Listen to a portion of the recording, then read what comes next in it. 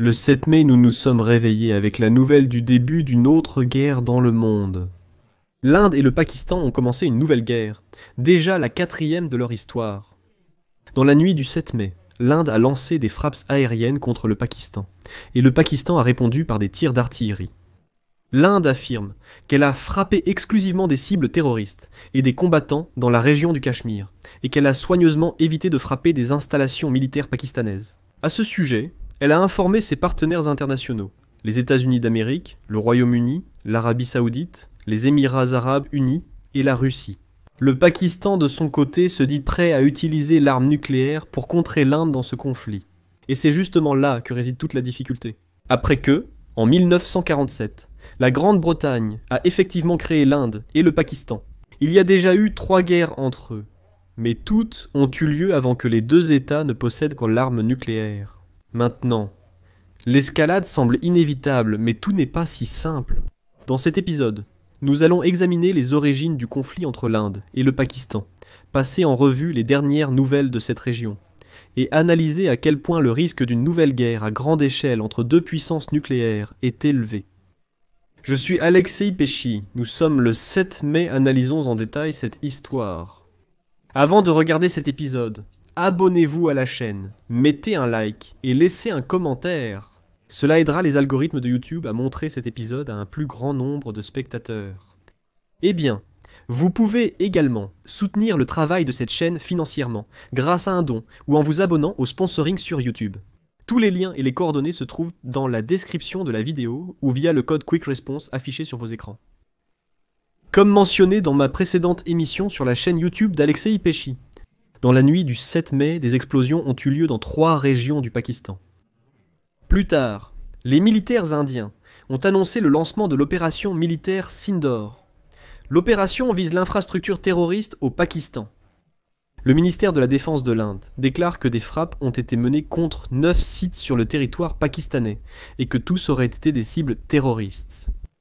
Le communiqué affirme que l'armée indienne a évité de frapper les installations militaires pakistanaises, démontrant ainsi une retenue significative. Selon eux, le Pakistan n'a aucune raison de s'impliquer dans cette guerre. Ce n'était pas contre l'armée pakistanaise, mais contre des sites de combattants. Mais tout de même, l'Inde a franchi certaines lignes rouges, et le ministère de la Défense du Pakistan a confirmé les frappes de la part de l'Inde. Et plus tard, les militaires pakistanais ont déclaré que, pour la première fois en 50 ans, l'Inde avait frappé 5 localités pakistanaises en dehors de la région contestée du Cachemire. Les militaires pakistanais ont indiqué que les frappes avaient touché 5 localités: Kotli, Ahmedpur, Sharki, Muzaffarabad, Bak et Muridki. Pourquoi pour la première fois en 50 ans? Parce que c'est justement dans les années 1970 qu'a eu lieu la 3e guerre entre l'Inde et le Pakistan, qui a profondément changé le paysage politique et géographique de cette région. C'est précisément en 1971 qu'un État appelé Bangladesh est apparu sur la carte, bien que ce territoire ait longtemps fait partie du Pakistan. Mais la question des territoires disputés du Cachemire n'a alors pas été résolue. Revenons aux attaques indiennes récentes contre le Pakistan. Parmi celles-ci, les attaques contre Ahmedpur et Muridke sont les plus importantes, car ces villes se trouvent dans la province pakistanaise du Pendjab. Elles bordent l'Inde, mais il ne s'agit d'aucun territoire contesté. Autrement dit, selon le droit international, c'est absolument un territoire pakistanais. Et donc, même si l'on prend en compte toutes les questions litigieuses et que l'on ne prend pas parti pour l'un des camps revendiquant le Cachemire, et il y en a, d'ailleurs, 3. Plus tard, j'expliquerai en quoi cette attaque peut déjà être vue comme une agression envers le Pakistan. Dans le Pendjab, l'état d'urgence a été déclaré. Eh bien, les correspondants sur place, citant des sources au sein des forces pakistanaises, rapportent qu'après l'attaque, au moins un enfant a été tué et 2 autres personnes ont été blessées. Près de Bahawalpur, il est pour l'instant impossible de vérifier cette information, car il n'existe tout simplement pas de source indépendante. Et il est évident que chaque camp va maintenant crier sa propre vérité. Par exemple, la chaîne de télévision pakistanaise Samaa Télévision a déclaré qu'à la suite de la frappe sur la madrasa à Bahawalpur, au moins 20 personnes avaient été blessées, et toutes avaient été hospitalisées. Il est crucial de noter que la chaîne de télévision est intimement liée aux autorités pakistanaises, appartenant au ministre pakistanais de la communication, Alim Khan. Pendant la nuit à Bahawalpur, une opération de sauvetage a commencé et les autorités ont déclaré l'état d'urgence dans tous les hôpitaux de la ville. Selon les autorités pakistanaises, 7 personnes seraient mortes plus tard. Mais il est important de noter que la même chaîne de télévision, Sam-A Télévision, a annoncé pendant la nuit que le Pakistan aurait abattu 2 avions de l'armée de l'air indienne. Un elle s'agissait d'avions français, Rafale 1. La chaîne de télévision a montré une photo d'un avion abattu comme preuve. Il s'est avéré plus tard que c'était un faux datant de plusieurs années. Plus tard, cette même chaîne de télévision Sama Télévision a parlé d'une frappe de représailles du Pakistan contre des cibles sur le territoire indien. Cependant, on ne sait pas encore quelles cibles ont été visées, et la chaîne a décidé de ne pas préciser ces détails. Ce que l'on sait avec certitude pour l'instant, c'est que l'Inde attaque le Pakistan avec des avions français Rafale et utilise des missiles qui nous sont familiers, comme Storm Shadow et Scalp. Bien que c'est précisément l'Inde qui, pendant longtemps, a acheté une quantité énorme d'armes aux Russes. Plus tard, en plus des frappes aériennes, des combats à la frontière ont été rapportés. L'armée pakistanaise a commencé à utiliser de l'artillerie au niveau de la ligne de démarcation au Cachemire. Et là, soudainement, l'armée indienne déclare que, de cette façon, le Pakistan a de nouveau été le premier à violer l'accord de cessez-le-feu, en ouvrant le feu d'artillerie. Selon eux, les frappes aériennes diffèrent légèrement. En anticipant, je dirais que l'Inde et le Pakistan ont convenu d'un cessez-le-feu en 2021, mais cela ne signifiait pas que la tension avait complètement disparu. Le ministère pakistanais des Affaires étrangères a condamné la violation flagrante de la souveraineté par l'Inde lors de cet acte de guerre, déclarant que selon le droit international, ils ont pleinement le droit de prendre des mesures de rétorsion à tout moment et en tout lieu de leur choix, y compris l'utilisation d'armes nucléaires. Je tiens à souligner ici que le Pakistan dispose tout de même d'un arsenal plus limité. Il possède des armes nucléaires tactiques et stratégiques, tandis que l'Inde possède un arsenal nucléaire plus stratégique. L'Inde a adopté une doctrine de non-utilisation en premier de l'arme nucléaire, contrairement au Pakistan qui pourrait porter le premier coup avec des armes nucléaires tactiques.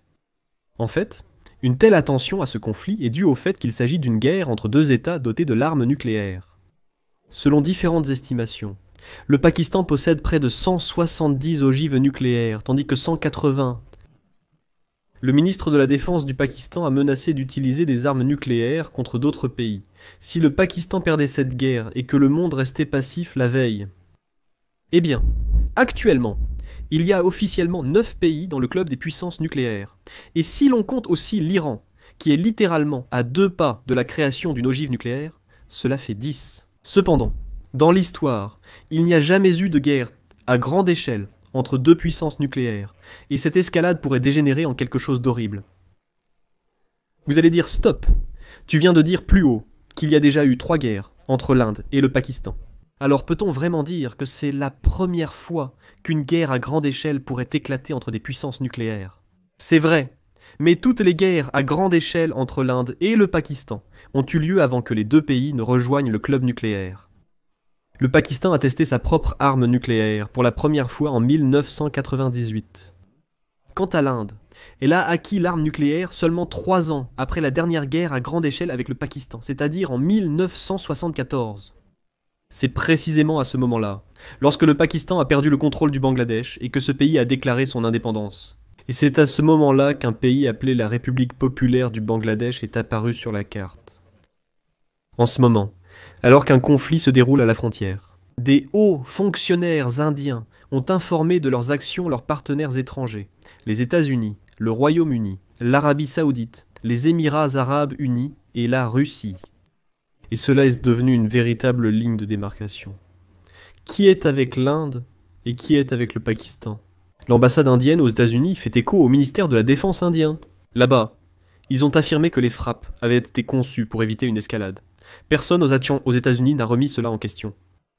Le Pakistan soutient officiellement la Chine, mais pour l'instant, la Chine réagit très prudemment à la situation et ne promet rien.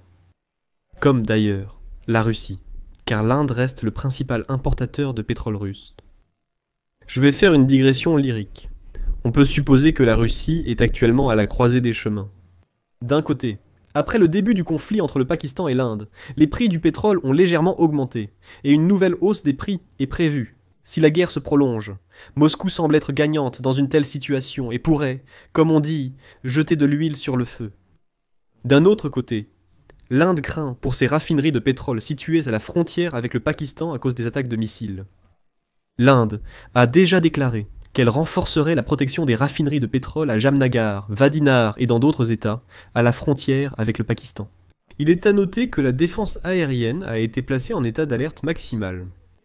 Et je souligne ici que les raffineries de pétrole situées sur ces territoires frontaliers avec le Pakistan représentent au total 38% de l'ensemble du raffinage pétrolier indien. Il s'agit des raffineries de pétrole à Jamnagar, à Dinara, Bathinga, dans le Pendjab, ainsi que du gisement pétrolier de Barmer au Rajasthan.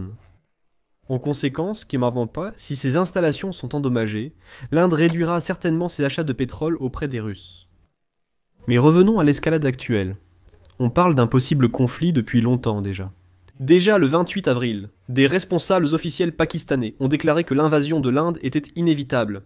Les relations entre les deux pays se sont retrouvées au bord de la guerre, après que, le 22 avril, des militants ont tué 26 touristes dans la ville indienne de Pahalgam. C'est l'attentat le plus sanglant en Inde, depuis l'attaque des islamistes contre Mumbai en 2008. Des témoins affirment que les assaillants auraient demandé aux touristes s'ils étaient hindous ou musulmans, et qu'ils ont immédiatement abattu les hindous. Et c'est un point très important, qui nous révèle l'essence même du conflit, hindous ou musulmans. Je vous recommande de retenir ce moment pour l'instant, nous y reviendrons plus tard. La responsabilité de cette attaque à Pahalgam a été revendiquée par ce qu'on appelle le Front de la Résistance. Il s'agit d'une unité peu connue du groupe djihadiste Lashkar-e-Taiba, basé dans la partie pakistanaise du Cachemire. Et c'est ici que nous arrivons au moment le plus important. L'objectif déclaré du groupe Lashkar-e-Taiba est la séparation du Cachemire de l'Inde. Or, le Cachemire est une région disputée, à cause de laquelle l'Inde et le Pakistan sont en conflit depuis près de 80 ans, c'est-à-dire pendant toute leur existence. La raison directe invoquée par les terroristes pour l'attentat du 22 avril était que les autorités indiennes avaient tôt commencé à délivrer massivement des permis de construire au Cachemire. On s'attend à ce que plus de 80 000 personnes puissent s'y installer. Bien sûr, ceux qui s'installeront dans cette partie du Cachemire seront des colons venus d'autres régions de l'Inde. Et principalement, bien sûr, il s'agira d'hindous, ce qui modifiera ainsi la composition religieuse de cette région contestée. Si vous regardez le Moyen-Orient, vous verrez qu'il y a là au moins un cas similaire avec l'autorisation de construire et de coloniser. Les autorités indiennes n'ont pas officiellement impliqué le Pakistan dans l'attentat du 22 avril, mais ont laissé entendre qu'elles lui attribuent une part de responsabilité. Ils ont déclaré comprendre que les terroristes, et non les autorités ou l'armée pakistanaise, sont responsables. Cependant, le Pakistan pourrait limiter les activités de ces terroristes, ce qu'il ne semble pas faire du tout. Le 23 avril, le lendemain de l'attentat à Pahalgam, l'Inde a fermé la frontière avec le Pakistan et annulé tous les visas délivrés aux Pakistanais. Ils ont reçu l'ordre de quitter l'Inde sous 3 jours. Islamabad a pris des mesures de rétorsion, fermeture de la frontière aux personnes et marchandises, et de l'espace aérien pakistanais aux compagnies aériennes indiennes. Les deux parties ont mutuellement expulsé de nombreux diplomates, mais elles se sont également menacées de se retirer des accords bilatéraux sur le cessez-le-feu et l'utilisation conjointe des eaux du fleuve Indus. Finalement, l'Inde s'est effectivement retirée du dernier accord, et dès le 4 mai, l'Inde a coupé l'approvisionnement en eau du Pakistan sur la rivière Chenab. En général, les racines de la tension actuelle entre l'Inde et le Pakistan remontent à la fin des années 80. C'est le cas si on ne creuse pas très profondément. À la fin des années 80, des groupes séparatistes musulmans sont apparus au Cachemire, prônant l'indépendance de la région, ou, au minimum, sa séparation de l'Inde. Les autorités indiennes accusent actuellement le Pakistan de soutenir ces groupes, tandis qu'Islamabad nie ces accusations, même s'il ne fait rien pour empêcher leurs activités. Et ces mêmes groupes musulmans commettent régulièrement des attentats sur le territoire indien. D'habitude, New Delhi se contentait de condamner diplomatiquement le Pakistan et n'allait pas jusqu'à l'escalade.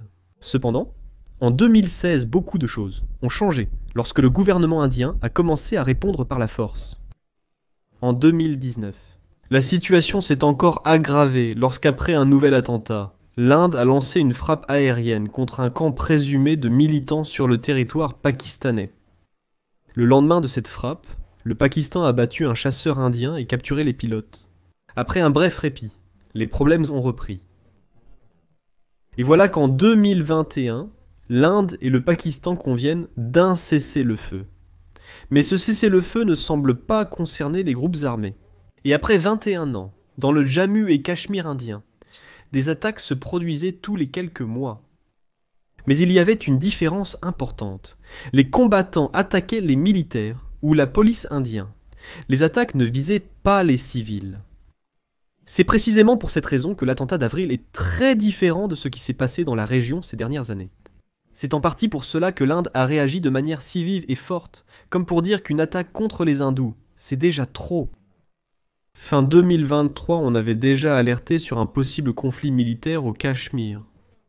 Pourquoi ? Parce qu'à ce moment-là, la Cour suprême de l'Inde a retiré au Cachemire son statut d'autonomie et sa propre constitution. Je vais expliquer ce que cela signifie. Avant cela, jusqu'en 2023, il y avait au Cachemire un parlement formel qui votait sur les décisions prises à New Delhi. Malgré l'adoption générale de ces décisions, un tel organe existait. Mais le Premier ministre de l'Inde, Narendra Modi, avait justement promis pendant la campagne électorale de retirer une telle autonomie au Cachemire, ce qu'il a fait. Et plus tard, la Cour suprême de l'Inde a commencé à parler de l'installation de 80 000 personnes au Cachemire. Dans la partie du Cachemire contrôlée par l'Inde, des répressions contre l'opposition musulmane ont été lancées, et des experts ont averti d'une possible préparation à un conflit militaire. Les militants, qui militent généralement pour l'indépendance du Cachemire, ont déclaré qu'il s'agissait d'un génocide, et que l'Inde voulait simplement chasser les musulmans de ses territoires. En raison du conflit au Cachemire, il y a eu 3 guerres entre l'Inde et le Pakistan. La première a débuté juste après la partition de la colonie britannique en Inde et au Pakistan en 1947.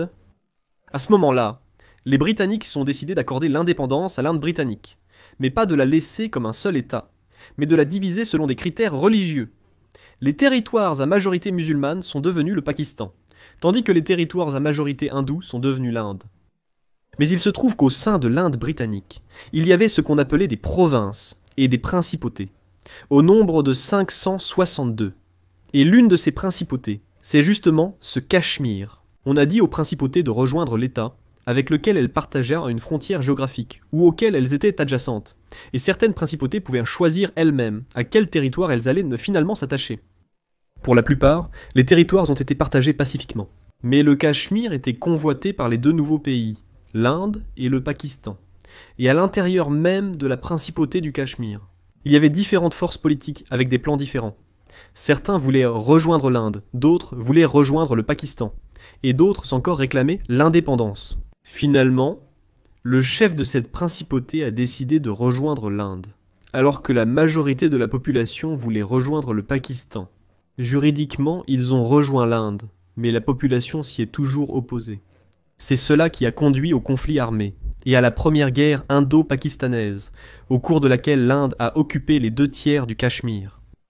Au fait, le nom même du pays Pakistan est un acronyme formé à partir des noms de 5 régions, et la lettre K dans le mot Pakistan correspond justement au Cachemire.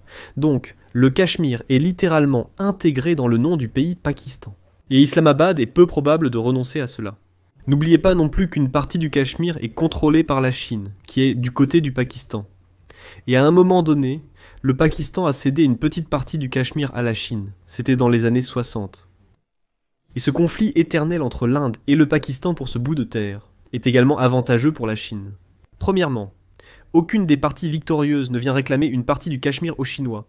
Et deuxièmement, l'Inde est un ennemi de la Chine, et la Chine elle-même n'a pas vraiment envie de se battre contre elle directement.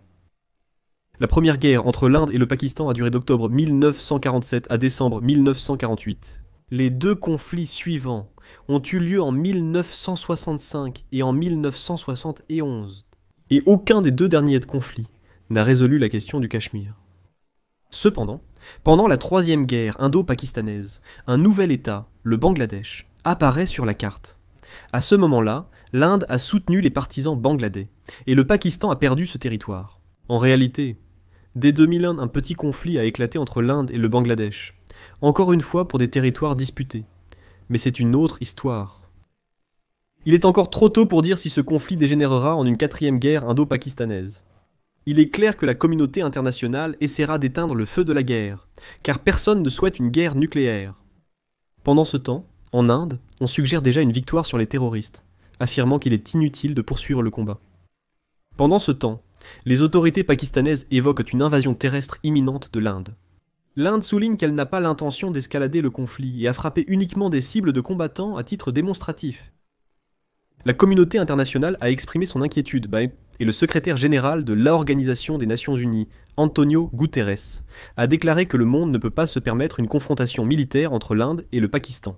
Le président américain Donald Trump a qualifié l'escalade du conflit entre les pays de honte et a espéré une résolution rapide. Le rôle de Trump était révélateur ici. Il a déclaré que sous sa présidence, il n'y aurait pas de guerre et qu'il établirait la paix mondiale. À peine 100 jours après le début de sa présidence, une nouvelle guerre sérieuse éclate. De plus, il n'a pas réussi à stopper la guerre de la Russie contre l'Ukraine. Et toutes les tentatives d'arrêter la guerre dans la bande de Gaza ont abouti au fait qu'Israël ne fait maintenant qu'élargir son offensive terrestre dans la bande de Gaza. Les États-Unis et l'Inde sont maintenant partenaires et alliés. Il y a de l'espoir que Washington convaincra New Delhi de ne pas escalader le conflit, et il semble que New Delhi montre qu'il n'a pas l'intention d'aller vers cette escalade. Je mets donc des points de suspension et continuerai de suivre l'évolution des événements. Sans et pourquoi n'oubliez pas de vous abonner à cette chaîne, ainsi qu'à ma chaîne. Là-bas, les actualités opérationnelles sortent très vite. C'est vérifié. Le lien vers la chaîne est dans la description de la vidéo. N'oubliez surtout pas de vous abonner. Et bien sûr, laissez vos commentaires sous cet épisode. Cela aidera beaucoup à la promotion de cette vidéo. C'en est tout pour aujourd'hui. Prenez soin de vous. À bientôt à tous.